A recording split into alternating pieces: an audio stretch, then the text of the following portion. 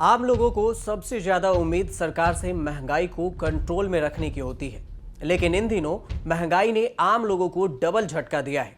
रूस यूक्रेन में चल रहे युद्ध का सीधा असर कई देशों पर दिखने को मिल रहा है। भारत में लगातार दूसरे दिन पेट्रोल डीजल के दाम 80 पैसे बढ़ा दिए गए हैं, तो वहीं आर्थिक संकट से जूझ रहा श्रीलंका में पेट्रोल डीजल की महंगाई आसमान छू रही है। लोगों में भगदड़ की स्थिति न पैदा हो, इसके लिए सरकार ने पेट्रोल पंप और गैस स्टेशनों पर सेना तैनात करने का फैसला किया है। उधर यूक्रेन से जंग लड़ रहा रूस भी अब महंगाई की मोर्चा पर खड़ा है। रूस पर दुनिया के बाकी देशों ने प्रतिबंध लगा दिया है। प्रतिबंधों से यहां रोजमर्रा की चीजों में कमी देखने को मिल रही है। शक्कर के रेट 31% तक बढ़ रहे हैं। कई स्टोर्स में इसे खरीदने की लिमिट 10 किलो तय कर दी गई है। तो आज आपको भारत समेत दुनिया के बाकी देशों में महंगाई के हालात के बारे में बताने वाला हूं कि कहां क्या हो रहा है। सबसे पहले बात अगर भारत की करें तो देश में पेट्रोल डीजल की कीमतों में 22 मार्च के बाद 23 मार्च को लगातार दूसरे दिन 80 पैसे का इजाफा हुआ। 5 राज्यों के विधानसभा चुनाव खत्म होने के कुछ दिनों के बाद बीते दिन से पेट्रोल डीजल पर राहत मिलने बंद हो गई थी। अब एक बार फिर से सरकारी तेल कंपनियों ने प्रति लीटर 80 पैसे की पेट्रोल और डीजल पर बढ़ोतरी कर दी है। राष्ट्रीय राजधानी दिल्ली में 22 मार्च पेट्रोल की कीमत 97 रुपये 1 पैसे प्रति लीटर और डीजल की कीमत 88 रुपये 27 पैसे प्रति लीटर हो गई। आर्थिक राजधानी मुंबई में पेट्रोल के भाव 111 रुपये 67 पैसे प्रति लीटर तक पहुंच गए हैं, जबकि 1 लीटर डीजल 95 रुपये 85 पैसे तक बिक रहा है। कोलकाता में पेट्रोल 106 रुपये 34 पैसे प्रति लीटर और डीजल 91 रुपये 42 पैसे प्रति लीटर की दर से बिक रहा है। इसके अलावा चेन्नई में 1 लीटर पेट्रोल की कीमत 102 रुपये 91 पैसे प्रति लीटर और डीजल 92 रुपये 95 पैसे प्रति लीटर के भाव से बिक रहा है। वहीं रसोई गैस ग्राहकों को भी बीते दिन बड़ा झटका लगा है।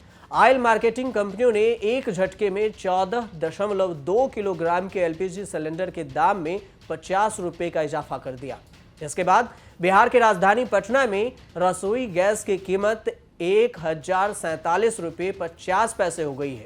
इसी तरह देश के अधिकतर प्रमुख शहरों में एलपीजी सिलेंडर की कीमत 1000 रुपये से पार पहुंच गई है। केंद्र सरकार ने पिछले साल नवंबर महीने में पेट्रोल डीजल के बढ़ते दामों को लेकर जनता को बड़ी राहत दी थी। सरकार ने सीधे एक्साइज ड्यूटी में पेट्रोल पर 5 रुपये और डीजल पर 10 रुपये की कटौती कर दी थी। अगर इस बार भी ऐसा करती है तो जनता को राहत मिलने की उम्मीद है, लेकिन फिलहाल ऐसा कुछ होता नजर नहीं आ रहा। अब बात करते हैं श्रीलंका की। श्रीलंका में पेट्रोल पंप पर सेना की तैनाती को लेकर अगर बात करें, भारत का पड़ोसी देश श्रीलंका भी आर्थिक संकट से जूझ रहा है। वहां भी महंगाई आसमान छू रहे हैं। डीजल, पेट्रोल और गैस के मामले की स्थिति में कुछ ज्यादा ही गंभीर हो चुकी है। पेट्रोल डीजल खरीदने के चक्कर में कुछ लोगों की मौत भी हो चुकी है। हालात कुछ इस कदर बिगड़ चुके हैं कि श्रीलंका की सरकार ने पेट्रोल पंप और गैस स्टेशनों पर सेना तैनात करने का फैसला किया है, ताकि वहां पे भगदड़ न मच सके। श्रीलंका में न सिर्फ पेट्रोल डीजल के दाम बढ़े हैं, बल्कि इनकी किल्लत भी हो गई है, जिसके चलते पेट्रोल पंपों पर लंबी कतारें देखने को मिल रही है। हजारों लोग घंटों तक कतार में खड़े होकर तेल खरीद रहे हैं। एक मीडिया रिपोर्ट्स में श्रीलंकाई सेना के प्रवक्ता नीलांथ प्रेमा रत्ने के हवाले से बताया गया है कि घंटों तक कतार में खड़े रहने के बाद 3 बुजुर्गों की मौत हो गई। इस घटना के बाद पेट्रोल पंप पर सेना तैनात करने का निर्णय लिया गया। अधिकारियों का कहना है कि सेना की तैनाती लोगों की मदद के लिए है, न कि लोगों के अधिकार छीनने के लिए। गलत तरीके से पेट्रोल डीजल बांटे जाने और जमाखोरी की शिकायतें मिलने के बाद श्रीलंका में सेना को तैनात कर दिया गया है। अब बात करते हैं रूस की। उधर रूस यूक्रेन को तबाह करने के लिए 24 फरवरी के बाद से लगातार हमला कर रहा है। यूक्रेन के कई शहरों को रूस ने ध्वस्त कर दिया है।